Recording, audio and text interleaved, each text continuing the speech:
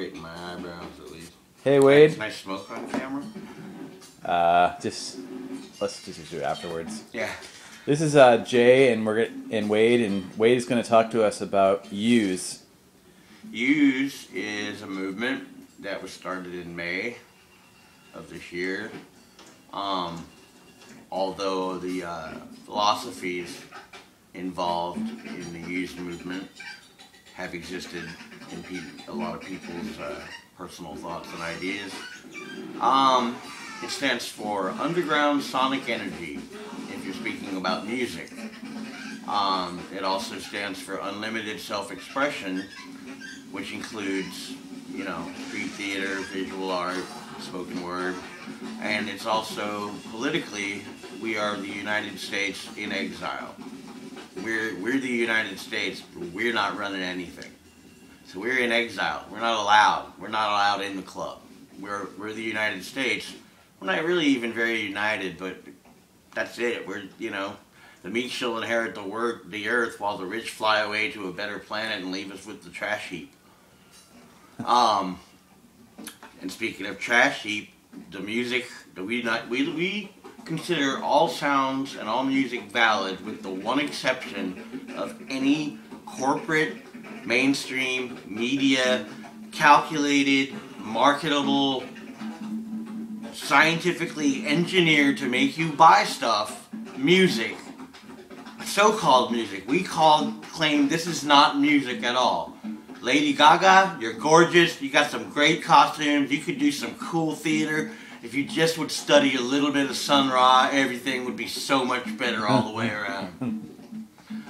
We've been in, there's several bands that are connected with the Use movement.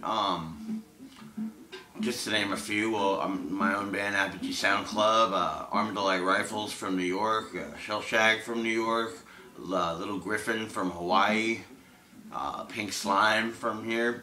We're putting together a cassette compilation of people that are, you know, you don't have to live and die by the manifesto. I could read the manifesto if I had it written down here somewhere. Well, just look up Use on Facebook. Or we can print it. We'll put it up. Yeah. Below at the front of your screen is a number you can call to buy my book. Well, let's see, where would I leave? We use, well, yeah, the compilation. I don't know how many bands are going to be on there. It really depends on what I get sent. And you basically just have to be down with the basic idea of the manifesto. I mean, it's pretty amorphous. It's not a rigid organization. I'm not the leader. I just came up with Use as a, you know, you don't have to call yourself a Use band just because you believe in some of the Use philosophy. You don't have to, that's the whole point, is not to label yourself. Like, take that extra minute to just describe your band, or describe your art, or describe your street theater, or your politics. You know, you do it with politics, you go into rigid details and crazy, long drawn out conversations. You could just, when someone says, you know, what's your band sound like? Don't say, it sounds like Wire. Apparently that's what everyone sounds like now, because I hear that all the time. They sound like Wire. And I haven't heard anyone sound like Wire but Wire. And, you know, take the time, like when people ask what we sound like, I'm like, well, we're kind of angular and dissonant, kind of mixed with like a rigid free jazz type of feeling, because Harrison's drumming. You know, it's not hard to just explain what it is. You don't have to give it the label. It's punk. It's free jazz. It's punk light. You know, it's lemon punk, cherry punk. You know, it's just so stupid. It's just words. It's words. They mean nothing. And punk, I mean, to me, punk now means like Nirvana and Green Day, American Idiot on Broadway. Like, that's what punk is now. I mean, I've been reading this book. I don't think Simon Reynolds is a genius by any stretch of the imagination, but one thing that I didn't understand, you know, because everybody's used post-punk to describe things that I always considered at the time I was learning about them just another extension of punk. But the people who, you know, were involved in the post-punk movement, like, you know, ex-Johnny Rotten, John Lydon, and, you know, Gang of Four, and, you know, they just, they thought punk had turned into a parody of itself. And that's kind of how Use is feeling about, like, the American punk. And the English punk, but I mean, this was mainly about the UK.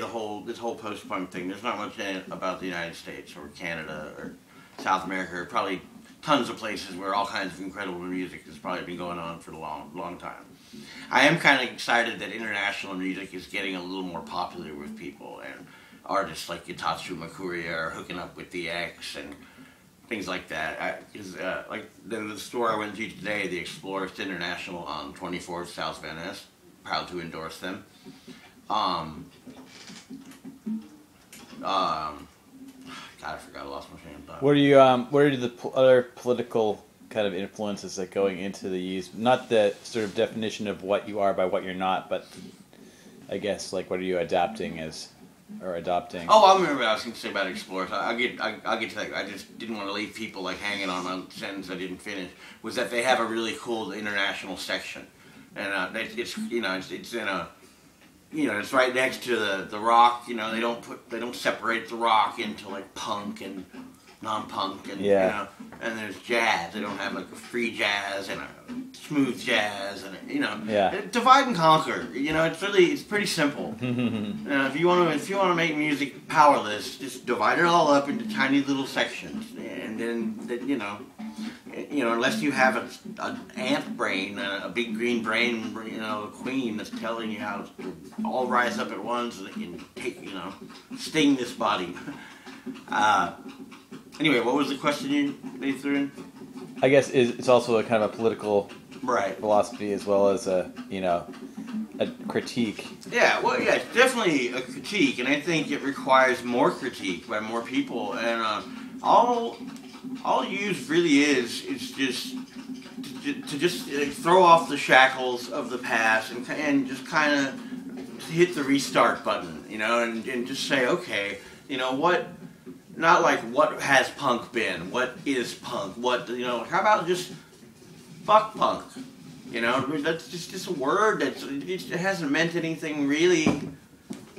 Not to me. And I mean, in 1979, 1980, I would say, yeah, I'm a punk rocker. I'm into punk. But very quickly, we all got disillusioned with it. It got macho.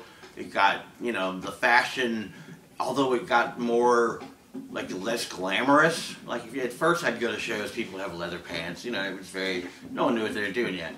But the fashion, like, was, more grays and, like, engineer boots and stuff. But there was this time where, like, 90% of the crowd, the dudes all looked like the cartoon in the Circle Jerks album, just with the butt flap and the haircut. It was crazy.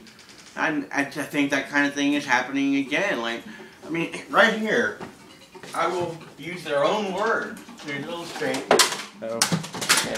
To illustrate. Oh, where did he say it? I wonder if I can find it.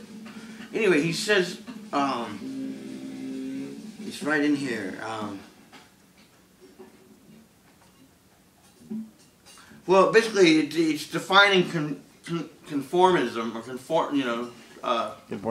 Conformity as doing something. How do they word it? I don't remember. I'm paraphrasing, but it's basically saying or doing or believing in something because of pressure from another source, other people or another source. Well, that pretty much describes punk right there. Like they learn how to dress by looking at how the bands dress. The bands learn how to dress by looking at how the fans dress. And then, in the back, there's these guys like, okay, wait, what was that band's name? Let's make a T-shirt of it. I mean, it's become. I'm not articulating very well today, but punk has become a commodity. It's too vague. Hopefully, I mean, if anything happens, it's like, someone said, hey, I'll give you $10,000 to make a used compilation on Geffen Records. We'd be like, well, you don't get it. Like, if used ever starts to become a label, it's just a suggestion. And it's just the name that I came up with, Underground Sonic Energy.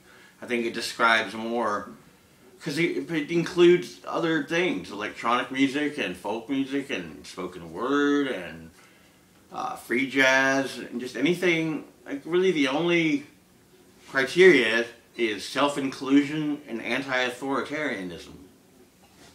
And you don't really have to believe all the same things that the other bands believe. Like, it's kind of like the IWW. You can still do your own thing.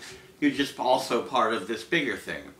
Which, you know, it's just, like I said, just kind of an amorphous thing. And we have a manifesto, and there's things that we, you know, we take stand on. Censorship in particular. We don't believe in any censorship of any kind for any reason. And we think that's like the worst crime against like the people of the world is censorship.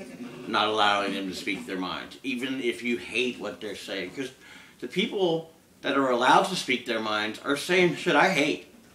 You know, so I think everybody should get to say this shit. Everybody should get to talk. And if you don't like it, just don't listen. Go away. Walk off. You know, flip them off. Fine, if it makes you that mad, just punch them in the face. You know, you know, just getting rid of society is not going to get rid of violence. It'll get rid of a state-sanctioned violence, though. I don't know. Ask me some questions so I'm not so rambly. All right.